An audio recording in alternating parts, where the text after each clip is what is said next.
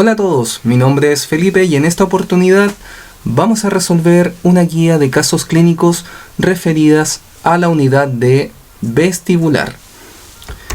Comencemos.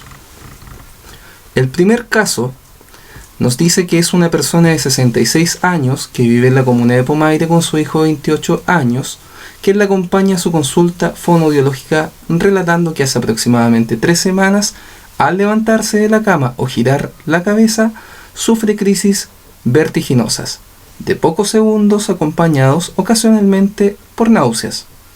Doña Marta es artesana. Se dedica a la confección de artesanías y accesorios con materiales propios de la región. Vende sus productos en ferias locales y está pronta a llevar una muestra a Santiago, lo que la tiene muy ansiosa y contenta. Referente a sus estudios, señala haber cursado su enseñanza media completa. Sus antecedentes mórbidos que se detallan en ellas son diabetes e hipertensión. Comenta que producto del vértigo también ha sido más dependiente, por ejemplo, en uso de transporte público, subir y bajar escaleras, etc. Producto de lo comentado y previa otoscopía, donde se aprecian las estructuras indemnes bilateralmente, se decide realizar una exploración del octavo par y esclarecer lo que puede estar sucediendo a nivel vestibular. Acompañado de eso, se le hicieron algunas pruebas, entre ellas las de equilibrio estático dinámico, en donde existe una leve inestabilidad con marcha hacia la derecha. Bien, cada vez que nosotros analizamos casos, debemos destacar la información que podría eventualmente ser mayor o en menor medida relevante. Para eso, yo quiero destacar algunos elementos en los cuales tenemos que fijarnos en este caso referente a lo vestibular, y también no dejando de lado lo audiológico u otros elementos que podrían estar quizás que podrían estar vinculados al caso. Entonces, primero destacar que es una persona que tiene 66 años de edad, lo que eventualmente nos podría estar dando señales de que podría tener unas múltiples comorbilidades de patologías. Podríamos presumir que con 66 años podría existir una dificultad auditiva propia de la edad. Podría también existir una dificultad en el equilibrio también propia de la edad, como lo es el presbivértigo, ¿cierto? También el caso nos destaca que esta sensación de molestia, este vértigo, está asociado a ciertos elementos puntuales, principalmente asociados a ciertos movimientos. Bien. También nos dice que son sensaciones de inestabilidad que duran pocos segundos. Bien, esa sensación de vértigo es cortita. Y además nos destaca que está asociado a síntomas neurovegetativos, como en este caso son las náuseas. ¿Hay más información relevante? Sí, desde la CIF podemos destacar varias cosas, sus actividades de la vida diaria y cómo estas están siendo afectadas. También podemos encontrar en la zona central del caso que su participación en cierta forma también podría estar alterada. Bien, tomando en cuenta los elementos de actividades de la vida diaria y participación, nos vamos a enfocar en este caso para poder llegar a un diagnóstico desde lo clínico en los elementos que son más bien referidos a la estructura y la función, como los que destacamos previamente. Dentro de los elementos de estructura y función que también nos destaca el caso, hace referencia a que en la otoscopía se aprecia que las estructuras están indemnes bilateralmente. ¿Qué quiere decir eso? Que tanto a nivel de oído externo, oído medio, no se está apreciando nada relevante. A su vez, nos dice que en una pequeña exploración del octavo par se ve que el equilibrio estático y dinámico están levemente alterados, con una marcha que se caracteriza por desviarse hacia la derecha. Con esta información nosotros ya tenemos varios elementos que nos podrían orientar. Vemos y resumamos, tenemos dificultades a ciertos movimientos asociados en específico, crisis que son cortas en duración. Es una crisis que apareció aparentemente repentinamente y que está acompañada de síntomas neurovegetativos, bien, y con una leve desviación hacia la derecha. La pregunta que nos planteaba el caso es: establezca la hipótesis diagnóstica, justifique. Para eso tenemos que tomar en cuenta los elementos que rescatamos hace un momento. En esta imagen podemos ver diferencias entre lo que es el comportamiento de alteraciones de carácter periférico a nivel vestibular versus las de tipo central.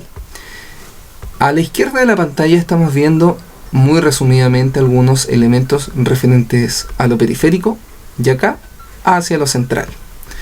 En el caso podemos destacar que esta evolución aparentemente fue rápida, regresiva. ¿Por qué? Porque duraba pocos segundos y las crisis se iban y estaban asociadas a ciertos movimientos.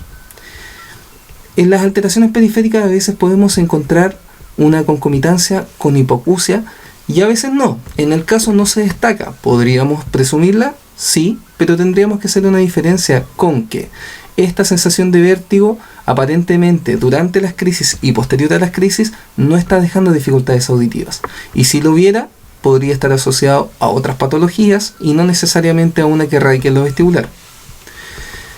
Las patologías de características periféricas en lo vestibular se acompañan de ciertas sintomatologías y signos, como mencionamos, pero el compromiso cerebeloso no es algo presente en las alteraciones periféricas, porque ya sabemos que el sistema cerebeloso y sus conexiones a nivel vestibular forman parte del sistema nervioso central.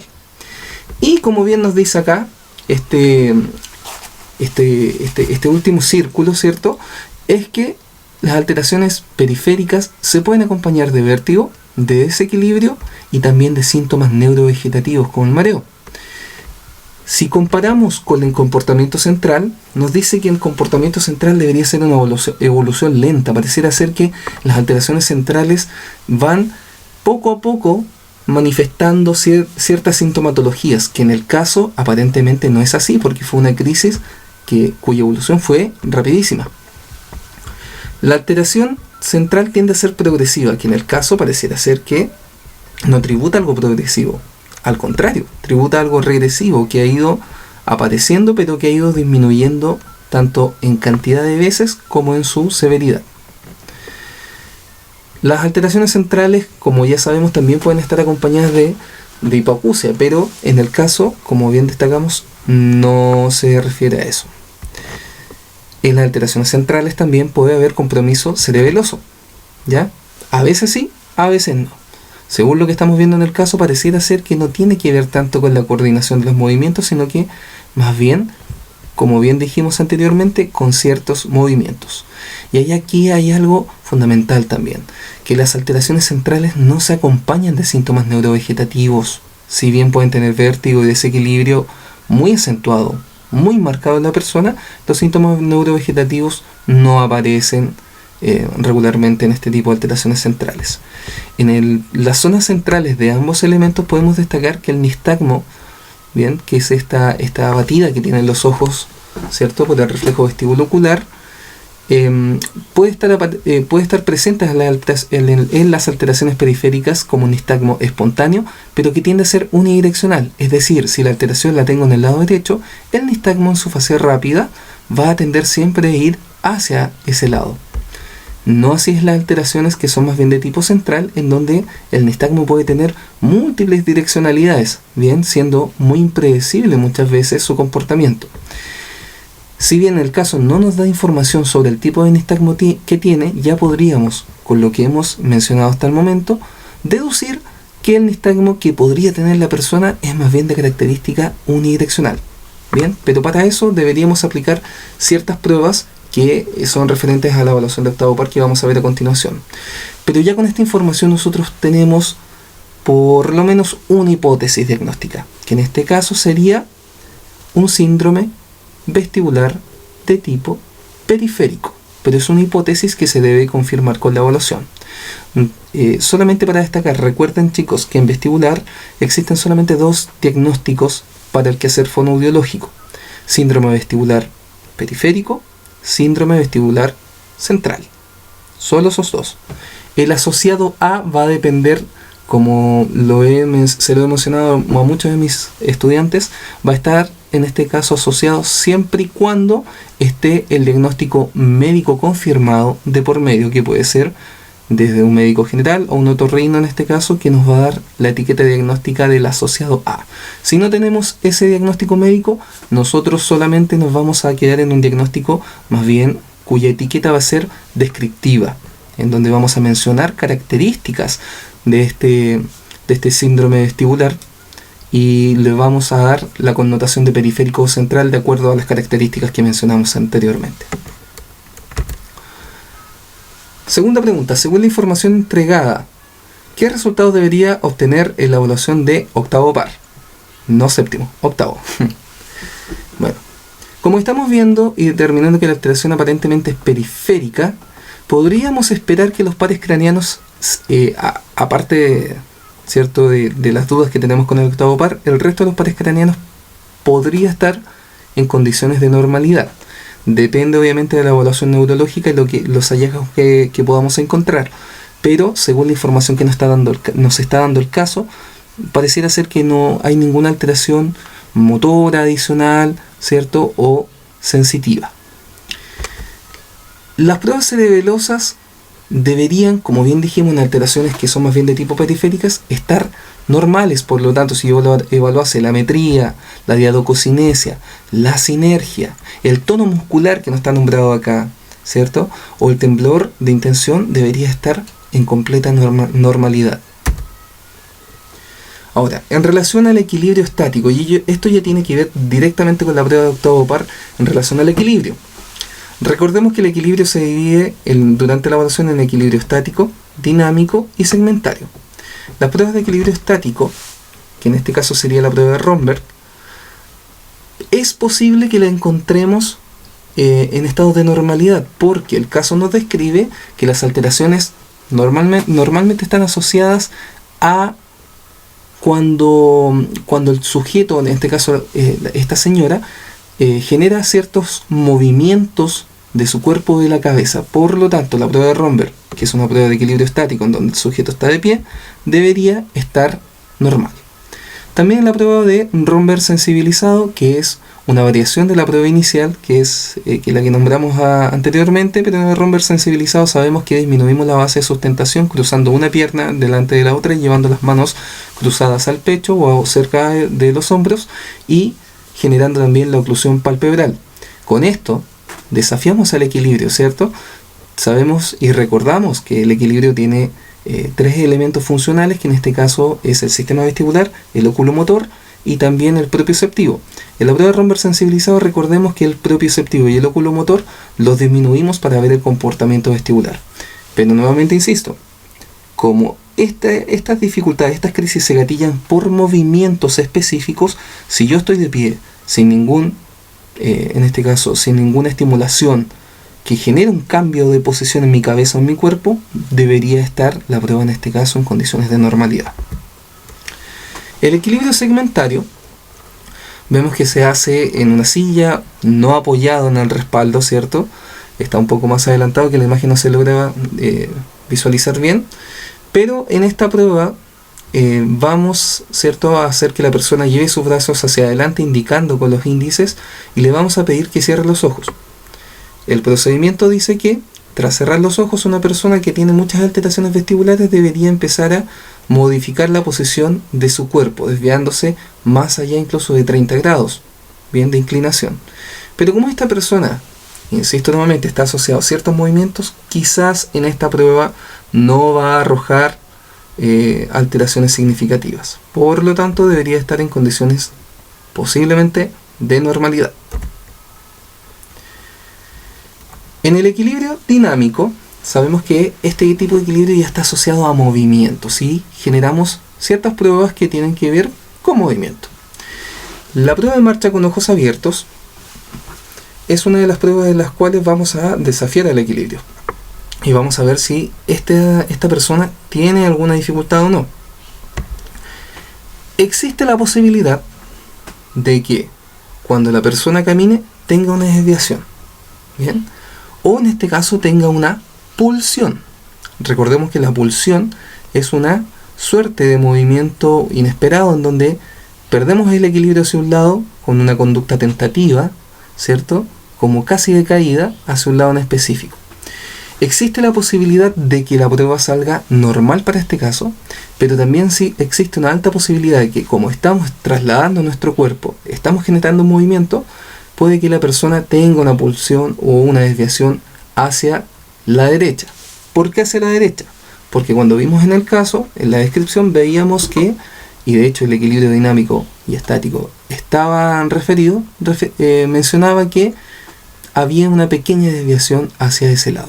Entonces es posible que si repetimos la prueba puede que aparezca algo similar o puede que aparezca esta prueba normal. Ahora, la prueba con marcha mediante los ojos, o sea, la prueba de marcha con ojos abiertos, recordemos que no supone un gran desafío. No obstante, cuando tenemos la prueba Babinski-Weil, que es una prueba muy similar, pero con la diferencia que esta prueba la hacemos con los ojos cerrados. Al disminuir en este caso un sistema de la tríada, ¿cierto? Del vestibular, oculomotor y propioceptivo, al cerrar los ojos suponemos un desafío mayor. Ahora, existe la posibilidad que haya desviaciones también hacia la derecha. Puede que haya pulsiones también hacia la derecha. Como también puede que la persona no manifieste grandes dificultades, pero según lo que estamos viendo en el caso existe una alta probabilidad de que esto ocurra. Debemos recordar también que las alteraciones que son de tipo periféricas al momento de cerrar los ojos tienden a acentuarse un poquito más, ¿bien? Tienden a manifestar mayor dificultad a las personas cuando le pedimos que cierren los ojos. Entonces existe la posibilidad o una alta probabilidad de que aparezcan algunas alteraciones. En Romberg-Barré, siguiendo con Babinski-Weil, que es la prueba que estamos viendo anteriormente, vemos que existen tipos de marchas. Marchas que son como esta, que es una marcha en ballesta, marchas en abanico, marchas en estrella, que es lo que simbolizan que al momento de realizar esta prueba, recordemos que se hace con ojos cerrados, caminando 5 pasos hacia adelante y 5 pasos hacia atrás, de manera alternada en 5 ciclos aproximadamente.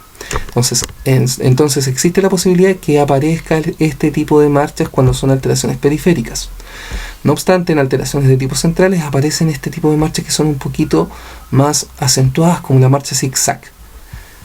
Lo que vamos a esperar para este caso es que se genere una de estas 3 marchas, ¿bien? Ya sea en ballesta, en abanico o en estrella. Con la única diferencia que, como está la desviación hacia la derecha, ¿cierto? Sería en este caso si la persona estuviese caminando de frente a nosotros, la desviación sería en este caso el lado contrario de lo que está graficado acá. Ahora, dependiendo de cómo esté la posición de la persona, creo que se logra entender que la desviación va a ser en este caso principalmente hacia el lado derecho, dependiendo de dónde esté la posición de la persona para poder interpretar este tipo de marcha. Romberg-Barré, en cambio, es una prueba que supone un desafío mayor, porque además disminuye la base de sustentación, poniendo los pies en posición de tándem, un pie adelante del otro. Entonces es probable que en esta marcha también encontremos una desviación o una serie de lateropulsiones. Ahora, estas lateropulsiones, recordemos que en las alteraciones periféricas tienden a ser sistemáticas. ¿Qué quiere decir eso? Que cada vez que yo tengo una suerte como de pérdida de equilibrio, lo más probable es que va a ser hacia el lado que está afectado. En este caso vemos que es el lado derecho, por lo tanto es muy posible que las lateropulsiones van a ser casi siempre hacia ese lado. ¿Cabe la posibilidad de que a veces me vaya hacia el otro lado? Sí, pero en proporciones la mayor cantidad de veces va a ser hacia el lado que está con la alteración periférica. Y la prueba Handelberger-Fukuda es una prueba, ¿cierto?, que lo hacemos en una posición determinada en el espacio, en donde empezamos a hacer una suerte de caminata en nuestro puesto. Ahora, esta caminata en nuestro puesto va a tener la particularidad que va a hacer que la persona suba la pierna o suba su rodilla aproximadamente hacia la altura de la cadera, con las manos, en este caso, apuntándose adelante y los ojos cerrados. La idea es que al momento de realizar la prueba, un sujeto que no tiene alteraciones vestibulares debería mantenerse en su puesto, aproximadamente en un cuadro de 50 por 50 centímetros. Ahora, existe la posibilidad de que como la persona que está referida en el caso tenga una alteración periférica, empieza a generar una desviación, es decir, que empieza a girar en su puesto hacia el lado que está afectado, que sería la derecha. Existe la posibilidad también de que empiece a desplazarse, a caminar, ¿cierto?, del puesto que tenía inicialmente y cuya desviación al caminar sea hacia la derecha, o también existe una alta probabilidad que la persona no pueda realizar la prueba.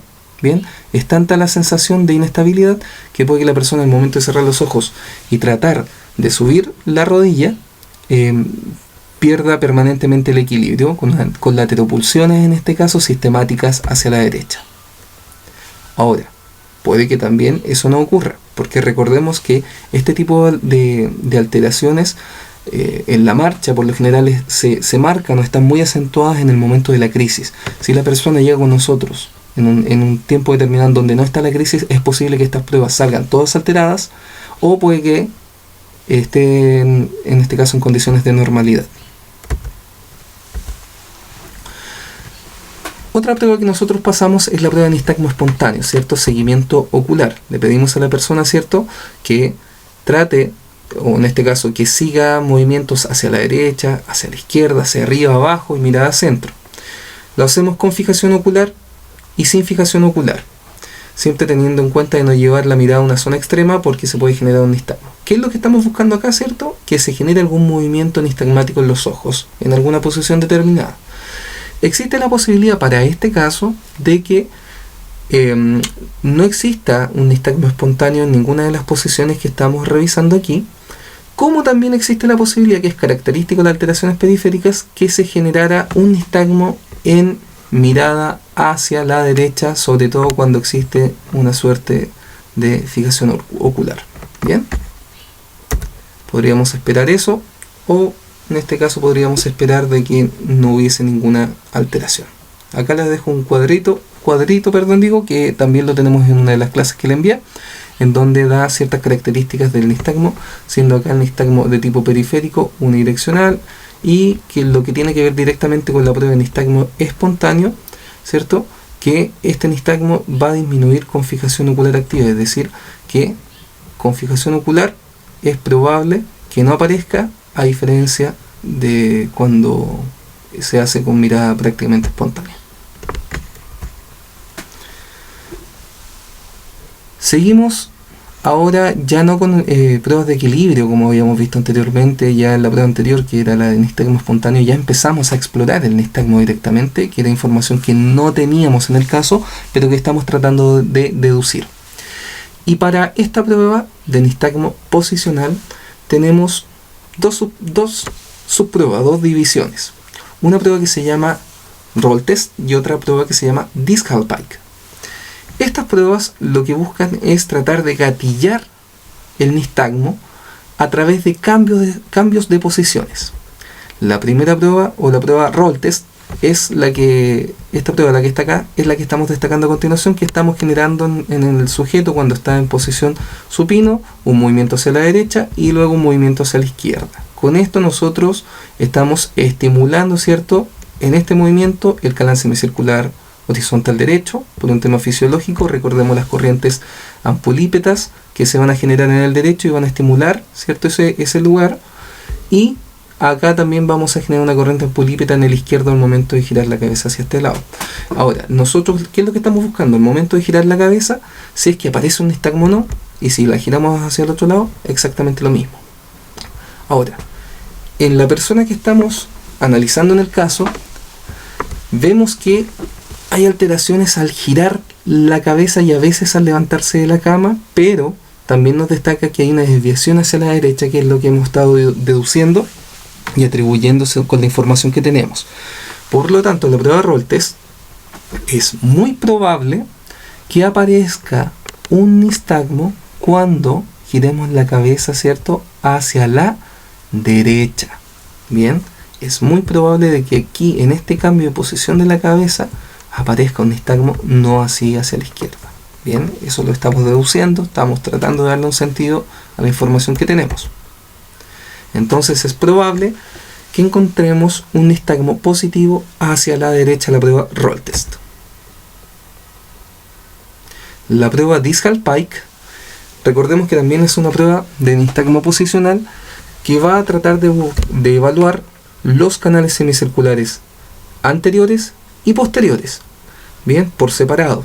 Recordemos que existen pares sinérgicos y al momento, como bien dice aquí, como muestra aquí la imagen, giremos la cabeza hacia la derecha del sujeto y la llevemos hacia atrás desde erecto a cabeza colgando derecha, vamos a tratar de estimular el canal semicircular posterior derecho e inhibir el anterior izquierdo, de manera que podamos observar si aparece un nistagmo al momento de estimular ese canal.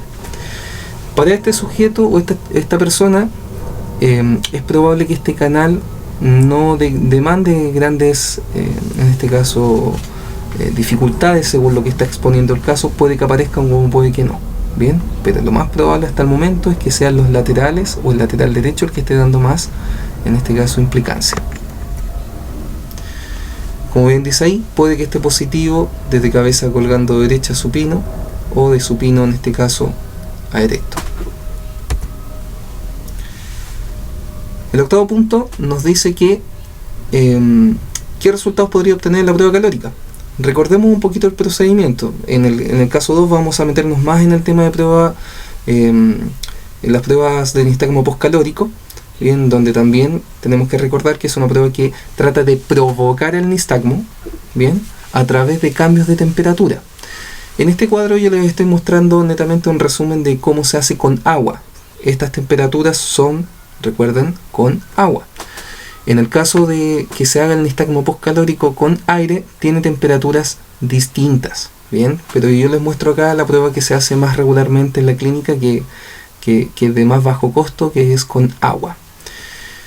Bien, se hace obviamente a distintas temperaturas, como dijimos, con frío, y que le vamos a llamar frío, temperaturas de 30 grados, y con calor, que en este caso, o agua caliente, sería considerado como agua caliente 44 grados.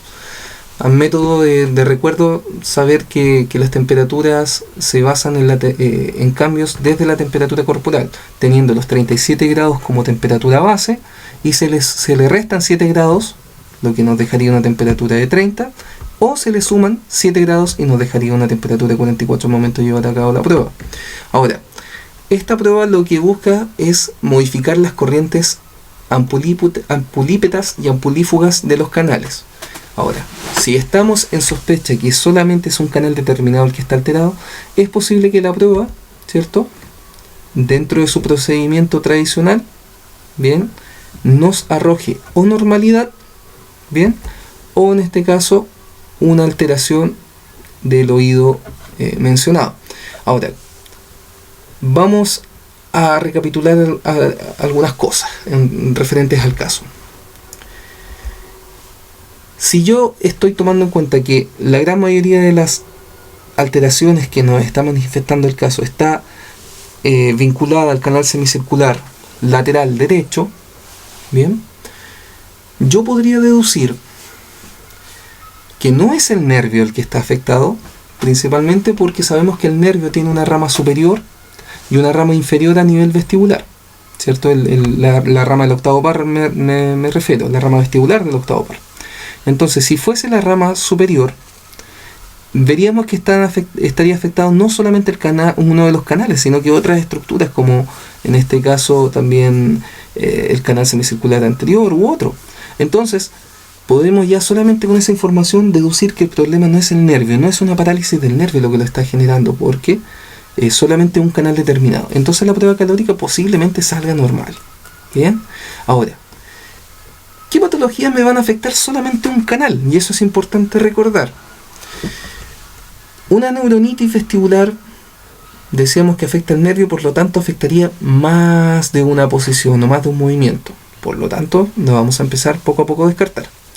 Si hubiese una inflamación del sistema membranoso, o en este caso la estructura membranosa, tanto del sistema vestibular en sí como los canales y como utrículo y sáculo, veríamos también que no se afectaría solo un canal, sino que se verían afectados muchos canales, o sea, quizás los 3 canales semicirculares de un lado, más el utrículo, quizás más el sáculo. Bien, si fuese un Meniere, por ejemplo, vemos que las alteraciones de Meniere no está asociada tampoco a un movimiento determinado.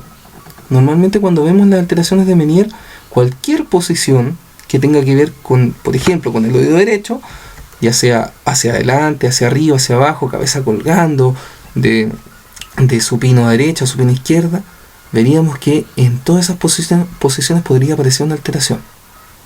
Pero vemos, y recuerdo nuevamente, que aparentemente el caso me dice que es solo un canal el que está afectado. Bien, en ese caso Meniere ya no sería. Eso es dentro como las patologías más clásicas que vemos, porque ya todo lo que son patologías centrales dijimos al inicio que para este caso las hemos descartado. Bien, entonces lo más probable es que la patología que está afectando a esta persona sería un vértigo postural paroxístico benigno. Bien, y el vértigo paroxístico benigno o postural paroxístico benigno, recordemos que se caracteriza por tener o por, en este caso, desprenderse un otolito o una otoconia, ¿cierto?, de la mácula del utrículo, la cual ingresa a un canal semicircular. La gran mayoría de las veces entran en los canales semicirculares posteriores, en menor grado en los laterales y ya prácticamente casi nunca en los canales semicirculares anteriores. En este caso en particular estamos viendo que aparentemente este otolito ingresó al canal semicircular lateral u horizontal. Bien, entonces por consecuencia tenemos que recordar, y quienes no lo saben averiguar, que existen dos presentaciones del vértigo postural paroxístico benigno. Uno que se caracteriza por que existe un otolito que está en el canal deambulando y que a veces contacta con la zona de la cúpula cuando se genera una corriente en determinado movimiento, a lo cual nosotros a esa característica le vamos a llamar una canalolitiasis. Y también existe otra variante del vértigo postural que es la cupulolitiasis. Y la cupulolitiasis es básicamente también un otolito que está en el canal, pero que en este caso está adosado de alguna otra manera pegado a la zona de la cúpula, bien, en donde está enviando información de manera mucho más agresiva que en el caso anterior. Ahora, ¿cómo diferenciarlos? Fácil. Un vértigo postural asociado a canalolitiasis por lo general tiene una sintomatología un poco más tenue, un poco más leve, bien, a diferencia de la cupulolitiasis, cuyas crisis tienden a ser muy agresivas, muy invalidantes y tienden a durar un poco más. Entonces, el caso, según lo que nos expuso, aparentemente tiene una sintomatología que es un poco más leve en duración. Por consecuencia, lo que podríamos deducir que posiblemente lo que le está acongojando a esta persona es un vértigo postural paroxístico benigno asociado a una canalolitiasis. Pero, hey, profesor, ¿el vértigo postural paroxístico benigno es nuestro diagnóstico audiológico? No. Es un diagnóstico de tipo médico. Es importante saber ciertas diferencias, pero recordemos que no es potestad del fonoaudiólogo diagnosticar el vértigo postural. Entonces, ¿cuál sería nuestro diagnóstico? Como bien dijimos al inicio, según nuestra hipótesis diagnóstica sería un síndrome vestibular periférico asociado a vértigo postural paroxístico benigno tipo canalolitiasis. Pero recordemos que el asociado a solo lo podemos hacer cuando esté el diagnóstico médico confirmado. El resto de las cosas son hipótesis para nosotros. Ahora, ¿qué resultados debería obtenerse en la audiometría de este paciente o de esta paciente? Como bien dijimos al inicio, es una persona que nos da cuenta de que no tiene aparentemente alteraciones auditivas importantes, ¿ya? O por lo menos no destaca ninguna en el caso. No es parte de su motivo de consulta. También tenemos que recordar que si estamos dando cuenta de que la alteración es un síndrome vestibular de tipo periférico asociado a un vértigo postural, esta alteración va a estar en los canales semicirculares, por lo tanto no tiene una relación funcional con la cóclea directamente. No debería haber una alteración de la cóclea que se explique por la alteración o concomitancia vestibular. Bien, entonces directamente estas dos patologías o estas dos características no podrían estar asociadas, para este caso al menos. Pero recordemos que tiene 66 años. Por lo tanto, no sería extraño que, además de esta alteración vestibular, tenga asociada quizás una presbiacusia, por ejemplo. Bien, pero insisto, son dos etiologías totalmente distintas. Por lo tanto, hay que analizarlas, evaluarlas y obviamente tratarlas por separado. Bien. Eso con el caso clínico número 1. Es un caso clínico que nos supone mucha dificultad y que demanda obviamente de algunos elementos técnicos, pero que son totalmente alcanzables. Bien, vamos con el caso clínico número 2. Doña Isabel tiene 54 años. Asiste a su consulta fonoaudiológica acompañada de su nieta debido a que durante la última semana ha presentado sensación de vértigo. La usuaria en la entrevista clínica detalla que cursó enseñanza media completa, vive con su esposo y generalmente le gusta recibir a sus amigas en su casa para conversar y realizar trabajos en soft o modelado con cerámica en frío. Durante el último tiempo no ha podido realizar sus actividades con facilidad debido a que cursó un resfrío muy fuerte, tuvo un cuadro viral, donde permaneció en cama 2 días. Producto de ello, sintió un dolor en los costados del cuello con una leve hinchazón que remitió a lo largo de los días. Posteriormente, comenzó con las sensaciones de vértigo intenso de minutos de duración que le provocaron náuseas y vómitos. Al consultar por antecedentes mórbidos, señala que tiene hipertensión y resistencia a la insulina. Como antecedentes otológicos no describe sensación de pérdida auditiva y tiene ausencia de tinnitus. Bien, en este caso también hay varios elementos que nos tienen que llamar la atención. Primero, es una persona ya de una edad, si bien no es una persona longeva, pero tampoco es una persona tan joven, por lo tanto también está sujeta quizás a padecer o ser más propensa a padecer ciertas patologías vestibulares. Declara que ha tenido sensación de vértigo. No nos dice qué tipo de vértigo, pero dice que ha tenido esta sensación de inestabilidad, de que las cosas aparentemente se están moviendo. Vive con su esposo. Eso es un elemento importante de destacar, sobre todo cuando tenemos que determinar ciertas partes del tratamiento en relación a sus redes de apoyo. Bien, sobre todo cuando tenemos una persona que tiene dificultades vestibulares importantes, sabemos que necesita ser asistida de forma regular en muchas actividades. También sabemos que tiene ciertos intereses que tienen que ver con modelado de cerámica en frío, que tiene que ver con manualidades, ¿cierto? Que tiene que en el cual llevar a cabo ciertas destrezas a nivel fino que en este momento se están viendo un poco alteradas. Dice que permaneció, ¿cierto?, en cama 2 días por un cuadro viral y que después de ello empezó a sentir las dificultades vestibulares. Ojo, este dato es importantísimo. Tenemos una persona que tuvo una suerte de resfrío muy fuerte y que a causa aparentemente de él empezó a tener este tipo de dificultades en el equilibrio. Bien. Además de esa dificultad del equilibrio, empezó con síntomas neurovegetativos, como las náuseas, como los vómitos, y un vértigo intenso de minutos de duración, de corto tiempo. Yo creo que a esta altura, con los datos que estoy destacando, ustedes ya pueden más o menos hacer su hipótesis diagnóstica, ¿verdad? Bien.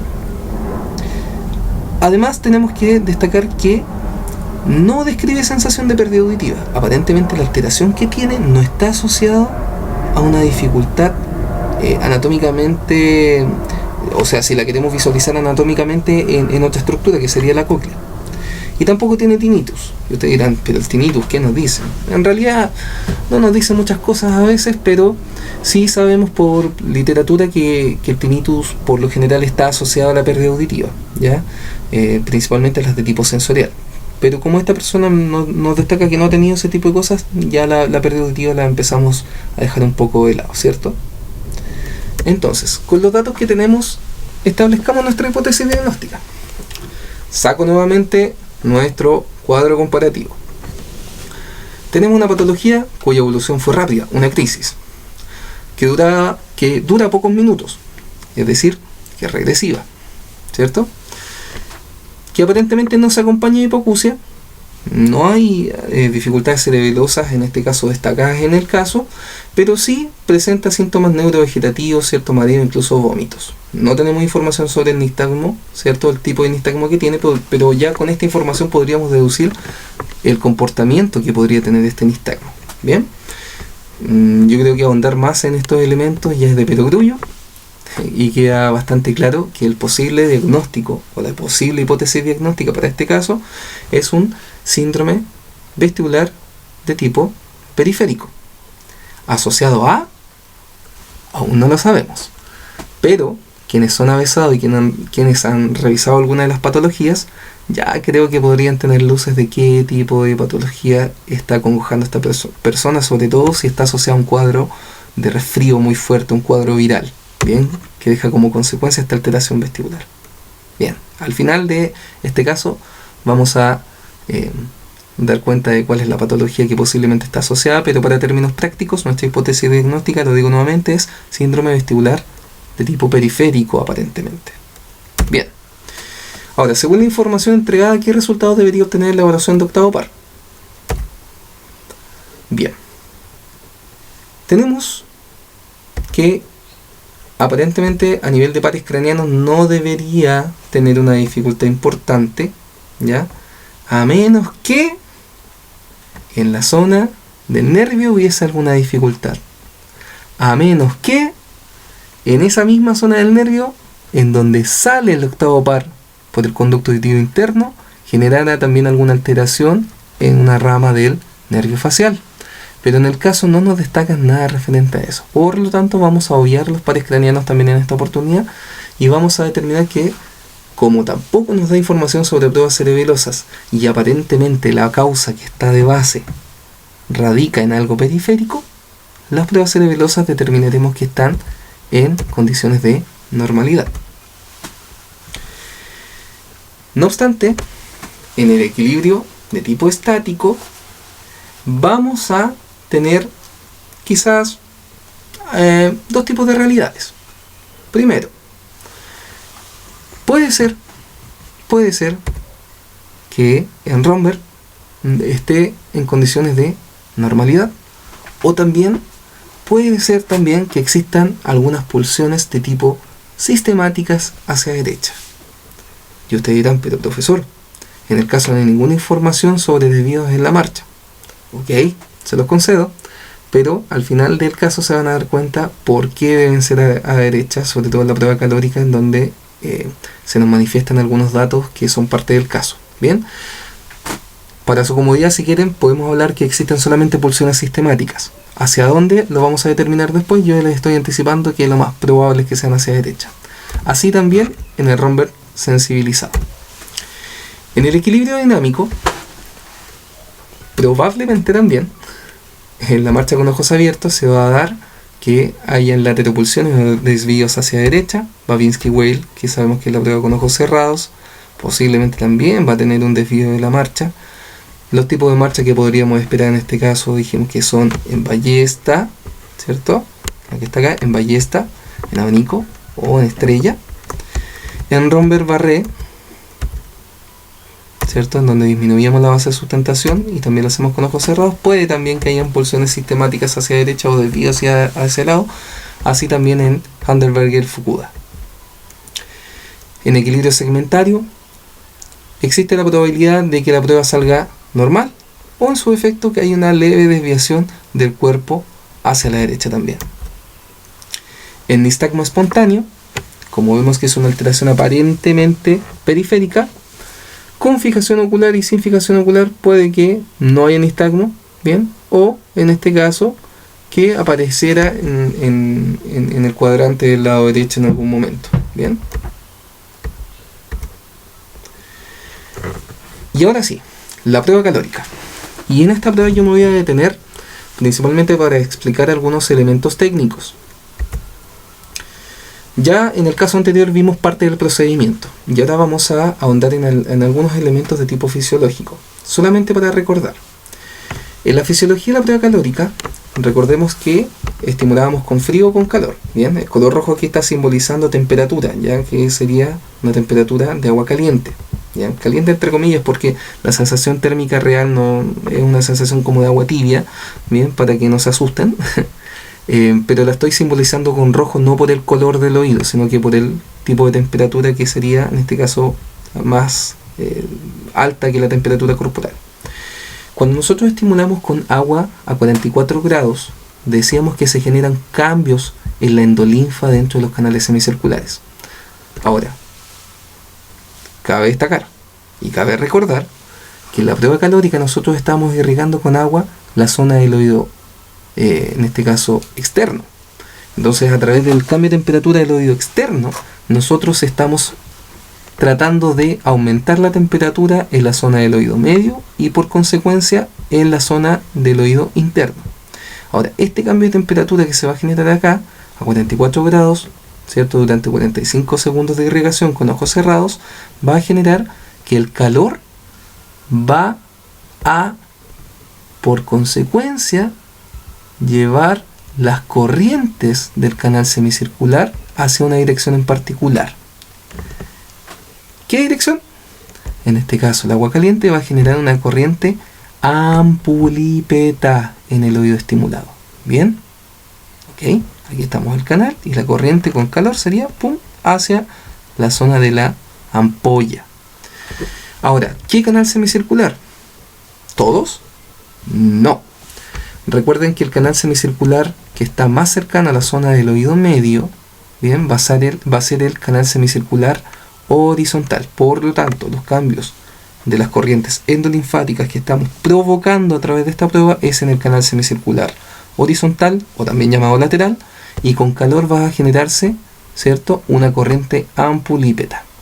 Ahora, como bien dice ahí, en los canales semicirculares horizontales, cuando hay una corriente ampulípeta, va a generar la depolarización, ¿cierto?, del oído que está siendo estimulado.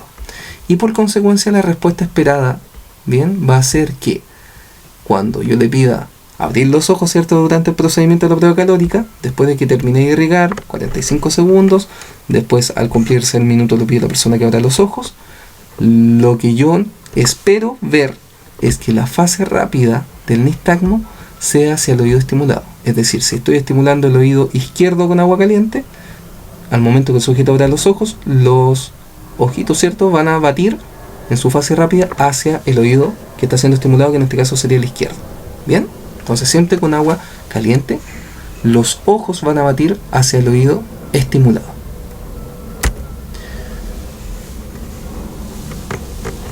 Vamos a cambiar muy rápidamente algo acá porque hay un tema netamente de tipeo.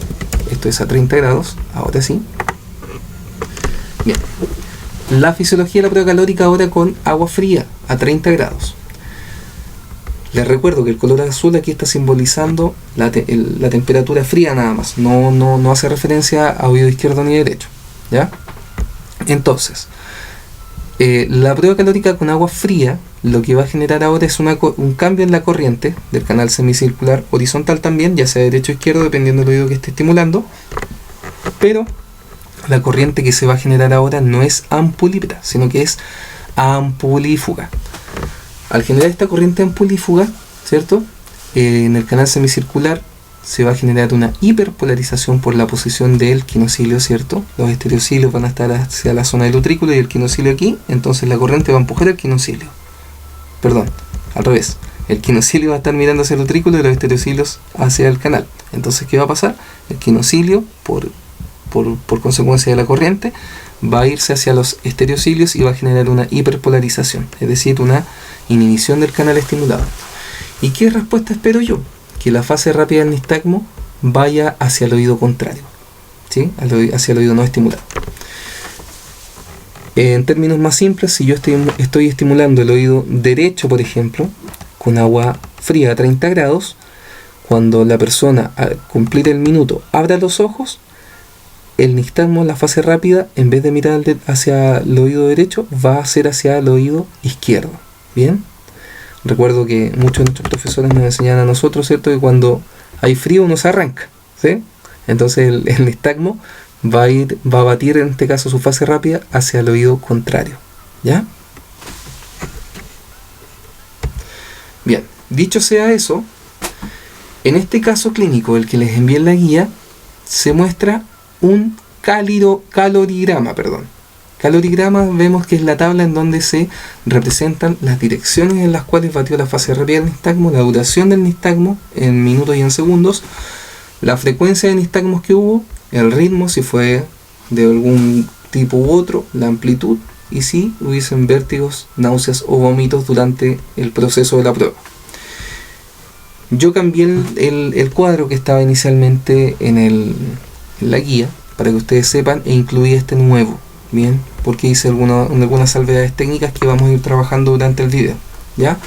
Ahora, cuando yo veo este cuadro pareciera ser como chino mandarín, números, ciertas frecuencias de nistagmo, flechas, direcciones, calor, frío. Bien, lo primero que tenemos que dar cuenta aquí, que ahora sí el color azul va a simbolizar al oído izquierdo y el color rojo al oído derecho. Bien, estamos estimulando 30 el oído izquierdo, a 30 el oído derecho, 44 el oído izquierdo, 44 el oído derecho. Acá también se simbolizan las temperaturas de 18 grados para ambos oídos. Estas temperaturas normalmente se utilizan cuando no hay respuesta en alguno de las estimulaciones anteriores. Entonces se baja más la temperatura para generar una respuesta un poco más exacerbada. Bien, sobre todo en casos en donde haya reflexia o paresia, ¿cierto?, vestibular. Ya, ahora, para poder entender este cuadro y poder interpretarlo, tenemos que conocer o hacernos algunas preguntas. Primero, ¿los tiempos se están viendo alterados por el cambio de dirección del nistagmo, hacia dónde va la fase rápida? Es una de las primeras cosas que me tengo que preguntar. Ahora, ¿los tiempos se están viendo alterados por alguna temperatura en específico? Es decir, que si yo estimulo a 30 grados, ¿me baja, por así decirlo, la respuesta nistagmática o no? O con calor también podría ser. Ahora, también me podría preguntar, ¿los tiempos se están viendo alterados en un solo oído en particular o en ambos? De momento yo sé que les está causando un poco ambigüedad. Profesor, esto no me está clarificando nada, me está generando más dudas. Y esa es un poco la idea de este video, de poder de alguna u otra manera encaminar estas dudas para que podamos responder esas preguntas al final del caso, ¿cierto? Entonces, trabajemos primero en la interpretación, que es teoría inicialmente.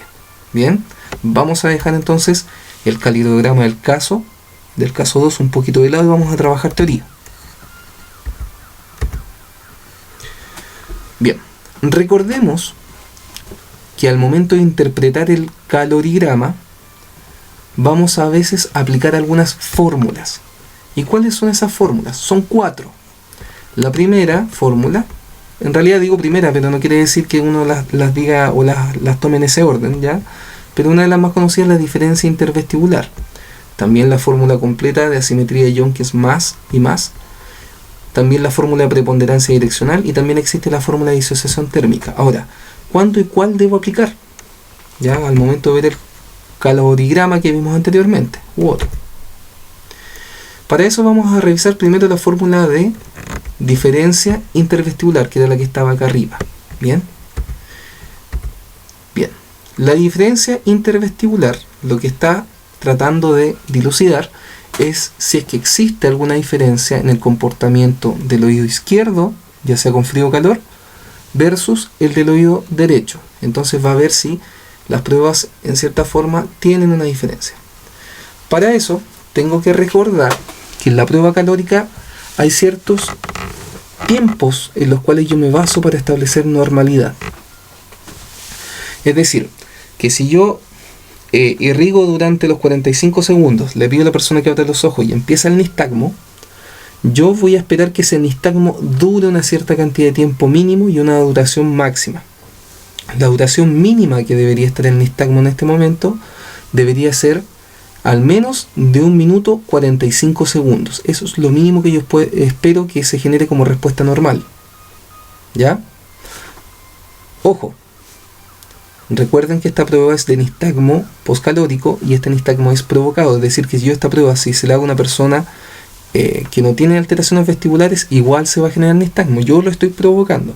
Ahora, ¿cuánto debería durar el nistagmo como mínimo? En este caso sería 1 minuto 45 segundos. Ahora, ¿cuánto debería durar como máximo? 2 minutos 30 segundos. ¿Bien? Ahora, también tenemos que tomar en cuenta, perdón, voy a cambiar algo acá. Muy bien, ahora sí. Ahora sí. También tenemos que tomar en cuenta que el comportamiento en tiempo de un oído versus otro debería no ser mayor a 20 segundos de diferencia. Ahora, cuando yo tengo estos elementos, ¿cierto? Y veo que alguno no se está comportando dentro del patrón de normalidad, yo voy a aplicar una fórmula. ¿Bien? Y esta fórmula, que es la fórmula de diferencia intervestibular, se compone de la siguiente manera. Voy a poner los datos en una suma, ¿cierto? Tanto de los oídos izquierdos y derechos, y las temperaturas que están graficadas acá en la fórmula, de manera que voy a sumar el tiempo que tardó, que desde que inició el nistagmo hasta que se finalizó, ¿bien? De los 30 grados en esta zona, y los voy a sumar con los tiempos del oído izquierdo a 44 grados. Yo los sumo y esa suma me va a arrojar un valor. ¿Bien? Así también los del oído derecho, y me va a arrojar otro valor. Esos dos valores que me va a arrojar yo los voy a restar, y esa resta finalmente va a ser la diferencia intervestibular. Dato importante: cuando yo paso los datos a la fórmula, si tengo 2 minutos 10 segundos, yo voy a tener que pasar los datos acá a la fórmula en segundos. Es decir, 2 minutos 10 segundos significa que cada minuto tiene 60 segundos, ¿cierto? Entonces 2 minutos son 120 segundos, más los 10 serían 130 segundos. Así también lo voy haciendo con cada uno de estos elementos y finalmente los sumo en segundos. Esos resultados que están en segundos, X e Y, los voy a restar y me va a arrojar la diferencia intervestibular. Ahora, esa diferencia intervestibular, si fuese mayor a 20 segundos, se va a tener que aplicar la fórmula completa de asimetría de Yonkis. Bien, es decir, este DIP, si me arroja 15 segundos en la resta de estos datos, no es significativo, pero si me arroja más de 20, ya yo voy a tener que aplicar otra fórmula adicional, y esa es la fórmula de asimetría. ¿Ya? Esta fórmula de asimetría lo que hace básicamente es tomar los mismos datos que teníamos acá, ¿cierto? Que es la misma fórmula que está acá arriba, que está simbolizada aquí, pero ahora el X y el Y yo los voy a restar y los voy a multiplicar por 100. Así también los voy a dividir por la suma del X y eso me va a arrojar un porcentaje. Bien, ese porcentaje de asimetría me va a decir a mí lo siguiente: si la prueba está entre 0 a 5%, 0%, perdón, digo, la prueba es simétrica. Ya no hay nada relevante que destacar ahí, no hay nada significativo desde lo cuantitativo. Ahora, si está entre 5 a 15%, posiblemente hay una leve hipoexcitabilidad vestibular del oído de menor suma. Ahora, si la prueba está sobre 15%, es posible que el nervio, en este caso, ya, o el sistema vestibular, tenga una hipoexcitabilidad. También desde lo médico podría ser una paresia vestibular. Y si no hay respuesta, se consigna como NHR, que en este caso nos podría estar diciendo que hay una reflexia, que no hay ninguna respuesta desde ese lado, del lado que está siendo estimulado. Bien, recordemos que lo que está haciendo aquí esta fórmula es comparar el oído derecho con el izquierdo, ¿ya? Y está viendo si en este caso hay un porcentaje de menor respuesta en un oído u otro. Bien, entonces, si tomamos la diferencia intervestibular y la aplicamos al caso 2, que era el cuadro que habíamos visto al inicio, que era este, tenemos que analizar lo siguiente. Veamos. ¿Los tiempos de respuesta nistagmática están bajo 1 minuto 45? O si los tiempos de respuesta nistagmática están sobre 2 minutos 30. Bien, veamos eso. En el primer caso, vemos que oído izquierdo a 30 grados, hay 2 minutos 30 de respuesta. ¿Está dentro de lo esperable? Sí, está dentro de lo esperable, por lo tanto ese tiempo está bien. En el oído derecho a 30 grados vemos que tiene 1 minuto con 10 segundos. Aquí pareciera ser que no está dentro de lo esperado porque decíamos que lo mínimo es 1 minuto 45. Oído izquierdo a 44 grados están 2 minutos 25 segundos, está dentro de la normalidad. Y en el oído derecho a 44 grados vemos que hay un tiempo que está bajo la normalidad también. Entonces esta sería una clara señal de que posiblemente hay una asimetría, ¿cierto?, entre el comportamiento del oído derecho versus el comportamiento que tiene el oído izquierdo.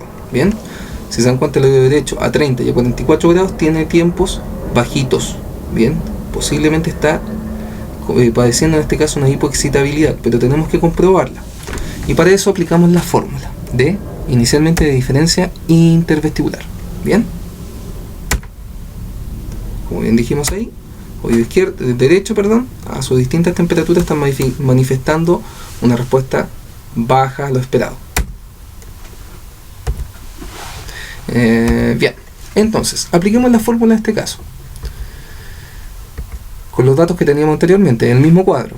Recuerden, apliquemos la fórmula de diferencia intervestibular. Entonces, oído izquierdo a 30 grados decíamos que oído izquierdo acá arriba a 30 grados son 2 minutos 30, es decir, 120 segundos más 30 sería 150 segundos, como está graficado acá abajo. Así sucesivamente ingresamos los otros datos y al sumarlos nos dio en el X, ¿cierto?, 295 segundos y en el Y 135 segundos. Y la fórmula me dice que debo restar X menos Y, es decir, 295 menos 135 segundos nos da 160 segundos. Harto, mucho. Y recordemos que si la diferencia intervestibular era mayor a 20 segundos, deberíamos aplicar la fórmula completa de asimetría. ¿Ya? Entonces aquí claramente es el caso. Apliquemos la fórmula completa.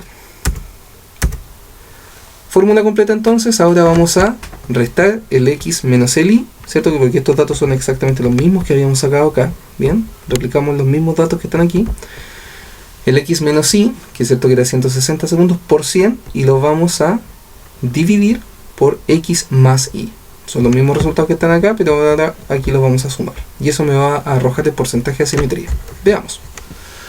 Entonces, 295 segundos menos 135 segundos multiplicados por 100 y dividido, ¿cierto?, por el X y el Y también, nos va a arrojar, en este caso, 37,2%. 37,2%. Y para esto ahora, para interpretar ese porcentaje, tengo que recordar, ¿cierto?, el cuadrito que habíamos visto anteriormente, y ese dato de los 37,2% nos coincide con que cuando hay mayor a 15%, ¿cierto?, en la prueba, hay una posible hipoexcitabilidad vestibular asociado quizás a una paresia vestibular. Bien, aquí ya desde el calidograma que teníamos sacamos una información súper relevante. Ok, avancemos entonces. Recordemos que eran 4 fórmulas. Aquí vimos la primera, ¿cierto?, que es diferencia intervestibular, y la segunda, que era la fórmula completa para simetría y Yonkis. Nos quedan 2 fórmulas que conocer y determinar si debemos aplicarlas en este caso o no, que es la prueba de preponderancia direccional y disociación térmica, que aún no la hemos trabajado. Pero veamos. Ahora, ¿cuándo aplico la fórmula de preponderancia direccional? Trabajemos primero la teoría. Olvidémonos un ratito el calidograma del caso. Vamos a poner un calorigrama de ejemplo, no es el mismo del caso. Ojo. En este calidograma, bien, tenemos un comportamiento particular. Vemos que el oído izquierdo a 30 grados tiene 1 minuto 10, el oído derecho a 30, 2 minutos 20, oído izquierdo a 44, ¿cierto?, 2 minutos 25, y oído derecho a 44 grados, 1 minuto 15. Si me pongo a analizar directamente esto, tengo que hacerme una pregunta. ¿Los tiempos de respuesta nistagmática están dentro de los rangos esperados? Acordémonos que los rangos esperados eran entre 1 minuto 45 y 2 minutos 30. ¿Están dentro de eso? Pareciera ser que el primer caso no lo está. El tiempo está descendido, está bajo 1 minuto 45. En el oído derecho a 30 está dentro de lo esperado. En el oído izquierdo a 44 dentro de lo esperado. Y en el oído derecho a 44 nuevamente tenemos una respuesta baja. Bueno, clarifiquemos esto. ¿Los tiempos alterados coinciden con la dirección del nistagmo? ¿A qué se refiere la dirección? a las flechitas que estamos acá. Recordemos que lo que explicamos en la fisiología hace un momento atrás, cuando dibujamos, ¿cierto? Cuando graficamos los canales semicirculares y las corrientes con calor y frío, decíamos que el oído izquierdo a 30 grados, cuando era con frío, debería batir en este caso la respuesta del nistagmo en la fase rápida hacia el oído no estimulado. Entonces aquí le puse frío y la fase rápida se fue hacia la derecha, izquierda de su pantalla claramente, pero acuérdense que nosotros los pacientes, los usuarios, los vemos, ¿cierto?, al revés. Es como que la persona me esté mirando de frente, entonces la flecha está apuntando hacia el oído derecho del usuario. Bien, entonces estimulé con frío y el nistagmo fue hacia la derecha. ¿Está bien? Está súper bien. En el oído derecho a 30 grados, ¿cierto?, el nistagmo, en este caso la fase rápida, se fue hacia el lado contrario, a la izquierda. Súper. Oído izquierdo 44, la fase rápida, ¿cierto? Cuando había calorcito nos acercábamos al calor. Entonces la fase rápida se fue hacia la derecha, hacia el oído que está, en este caso, oído izquierdo. Batió hacia la fase rápida hacia la izquierda, hacia el oído en donde estaba recibiendo la estimulación con calor. Y eso está súper. Y el oído derecho, a 44 grados, su fase rápida batió hacia la derecha también. Hasta aquí vamos súper bien. Pero ahora tengo que fijarme que si yo separo, por ejemplo, las direcciones, es decir, cada vez que la fase rápida se fue hacia la derecha, ¿hubo una coincidencia en que los tiempos estuvieran bajos? Aparentemente sí. Aquí nos dimos cuenta que cuando la dirección, la preponderancia direccional fue hacia derecha, los tiempos estuvieron bajos. No así cuando, independiente de la temperatura, cuando la fase rápida fue hacia izquierda, los tiempos estuvieron dentro de la normalidad. Entonces, esto me está sugiriendo de que existe la posibilidad de que algo esté pasando cuando la fase rápida se va hacia un lado determinado. Bien, entonces, los tiempos alterados coinciden con la dirección del nistagmo. En este caso de ejemplo, sí, cada vez que bate hacia derecha la fase rápida, se genera una alteración. Exactamente, una alteración. Ahora, si yo tengo esta dificultad, si yo veo que hay una preponderancia direccional, debo aplicar la fórmula de preponderancia direccional. ¿Y cuál es la fórmula? Simple, parecida a la anterior, pero no igual. ¿Por qué? Porque los datos se ordenan de manera distinta. Bien, ahora ponemos el oído izquierdo 30 grados, ¿cierto? Oído derecho 44, y yo estos datos los voy a sumar. Ya igual que en la fórmula anterior, pero aquí los datos cambian de posición. Así también acá en el I. También los datos no son iguales a la diferencia intervestibular, ¿ya? No están en el mismo orden, pero se hace exactamente la misma operación. Y para poder sacar el porcentaje de preponderancia direccional, aplico básicamente la misma fórmula. Ahora ustedes dirán, pero básicamente es lo mismo. Sí, pero soy súper majadero en decir que recuerden que el orden de los datos es lo que cambia, ¿ya? Apliquémoslo al caso número 2 entonces. Volvamos a nuestro calorigrama inicial, que es el que tenemos aquí. Bien, entonces apliquemos lo aprendido. Este era el calorigrama que teníamos en el caso 2. Ahora, la pregunta es, ¿los tiempos de respuesta nistagmática están dentro de los rangos esperados? Veamos. Acuérdense que el tiempo es entre 1 minuto 45 y 2 minutos 30. Nos estamos encontrando algunas cosas. En el oído izquierdo está bien, está hasta 2 minutos 30, que es lo esperable. En el oído derecho, a 30 grados, no alcanzamos la meta, ¿cierto? No alcanzamos el minuto 45. En el oído izquierdo 44, estamos dentro de lo esperado, pero en el oído derecho 44, nuevamente estamos bajos. Separemos los datos. ¿Los tiempos alterados coinciden con la dirección? Veamos, separemos. A ver, entonces, cada vez que el nistagmo batió hacia derecha, no calza. En un momento cuando batió hacia derecha, el tiempo estuvo dentro de lo esperado, y en este caso no estuvo dentro de lo esperado. Por lo tanto, en este caso no hay una preponderancia direccional hacia la derecha. Veamos acá, cuando bate el nistagmo hacia la izquierda, vemos que en el primer caso el tiempo estaba bajo, pero en el caso de cuando se estimuló a 44 grados, el tiempo estuvo normal. Por lo tanto, para este caso, el calorigrama de la prueba calórica del caso 2, no tenemos que hacer la fórmula de preponderancia direccional, porque en el análisis visual, ¿cierto?, cualitativo que estamos viendo acá, los datos no calzan, ¿cierto?, con una fase determinada en la fase de hacia dónde se va la fase rápida para determinar que hay una alteración.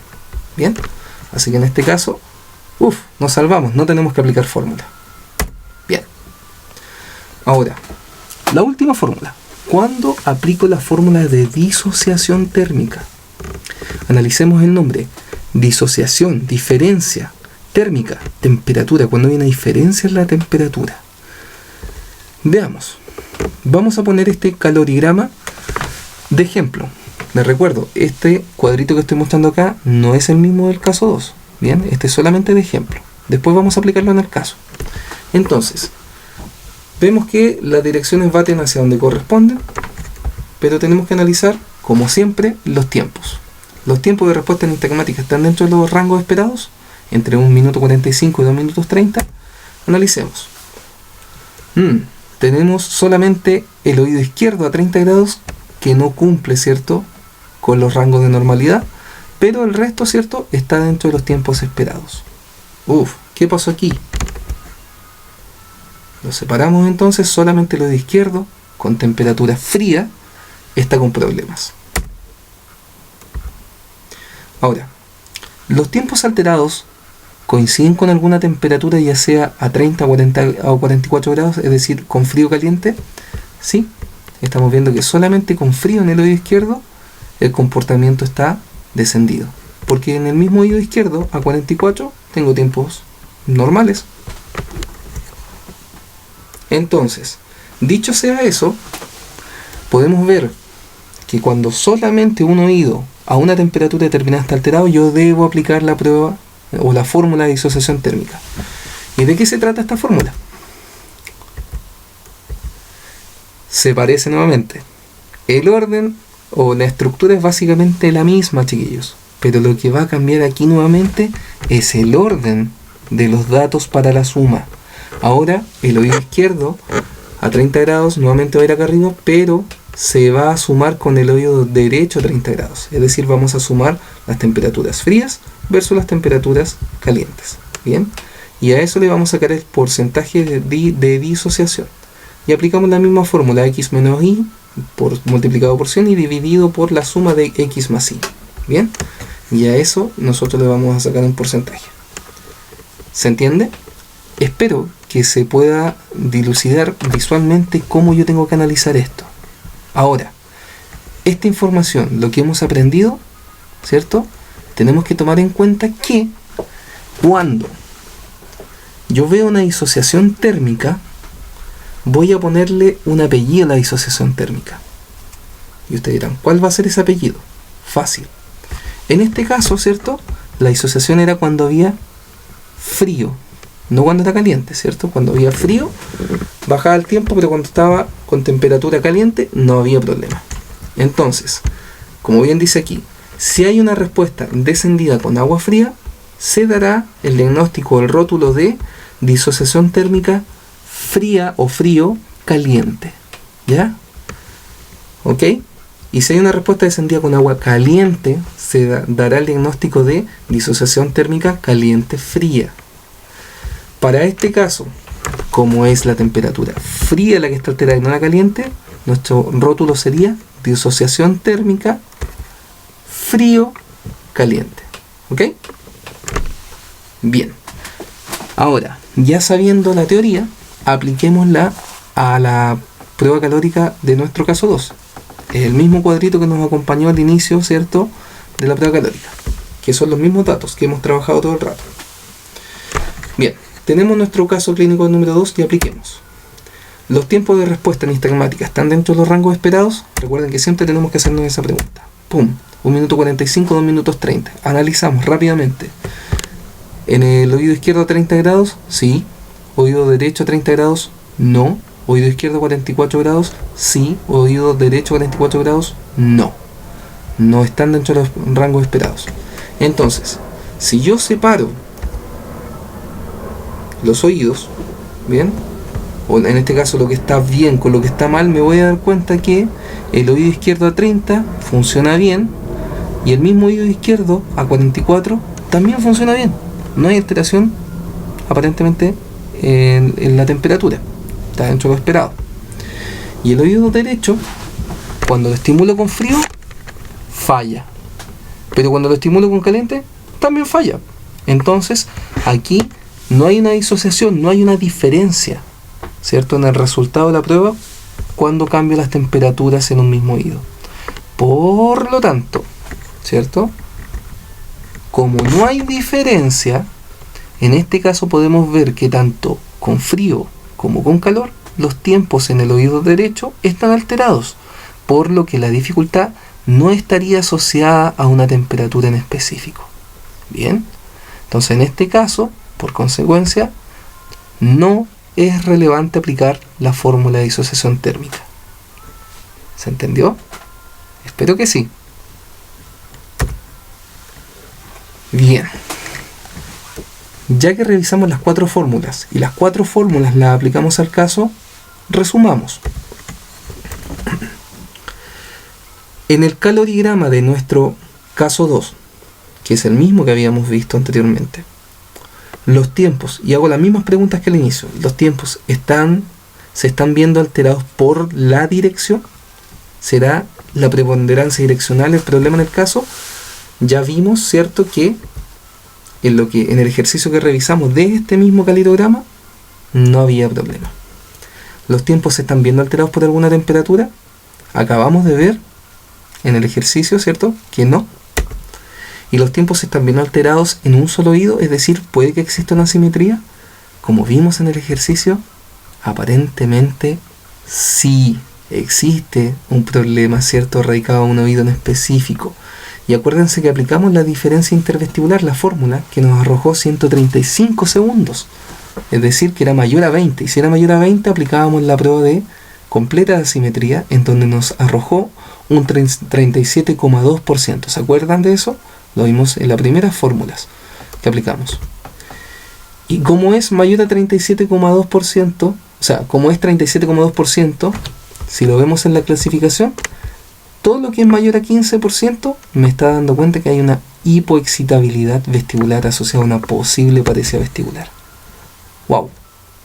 Tras este análisis nos dimos cuenta que aparentemente el diagnóstico audiológico es un síndrome vestibular periférico con hipoexcitabilidad de 37,2% en oído derecho.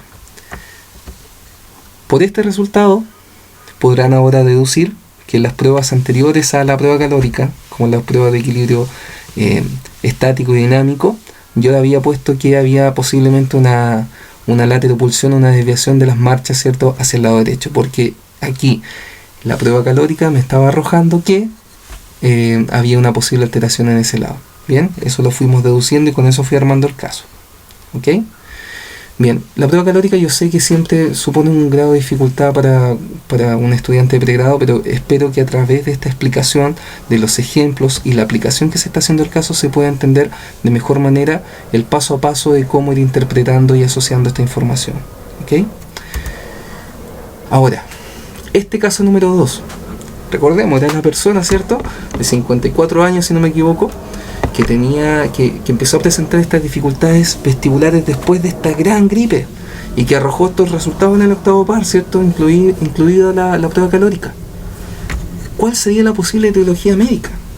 Y para quienes son suspicaces se habrán dado cuenta que, como es este catarro, este cuadro viral, el que aparentemente gatilló la causa de la sintomatología vestibular, podríamos estar asociando desde lo médico, ya no desde lo fonoaudiológico, que la posible causa es una neuronitis vestibular, es una posible inflamación del nervio, lo que está generando, ¿cierto?, que se gatille esta sintomatología y permanezca durante un tiempo. Bien, como es aquí en el nervio posiblemente la inflamación, ya como está bien graficado en esta imagen,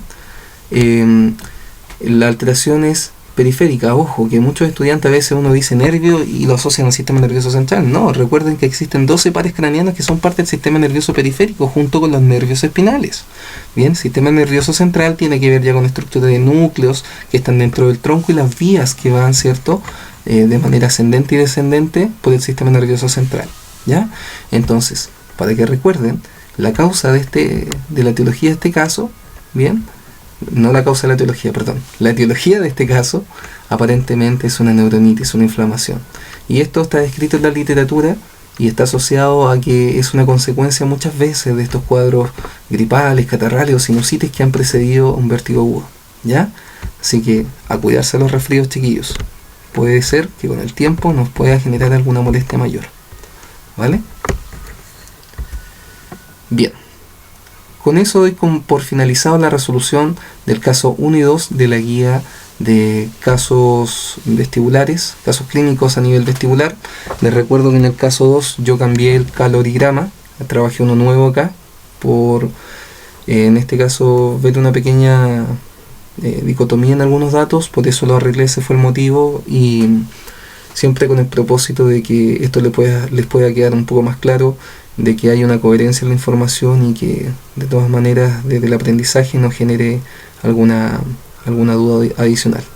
Bien, en el caso de que tengan preguntas, recuerden que los podemos resolver en clases, de manera presencial. Me pueden encontrar dentro de la universidad y también en este caso puedo resolver algunas dudas vía correo. ¿Vale? Bien, espero que les haya sido de ayuda. Les deseo el mejor de los éxitos, no solamente en sus próximas evaluaciones, sino que también en su futuro profesional. Y quien quiera saber o practicar un poco más sobre pruebas vestibulares, recuerden que tenemos nuestras sesiones de laboratorio y que posiblemente en el mes de enero también vamos a hacer sesiones de laboratorio voluntarias bajo inscripción para quienes quieran no solamente repasar teoría, sino que también procedimientos. Bien, chicos, los dejo. Eso ha sido todo por hoy. Nos escuchamos en un próximo video. Que estén bien. Chao, chao.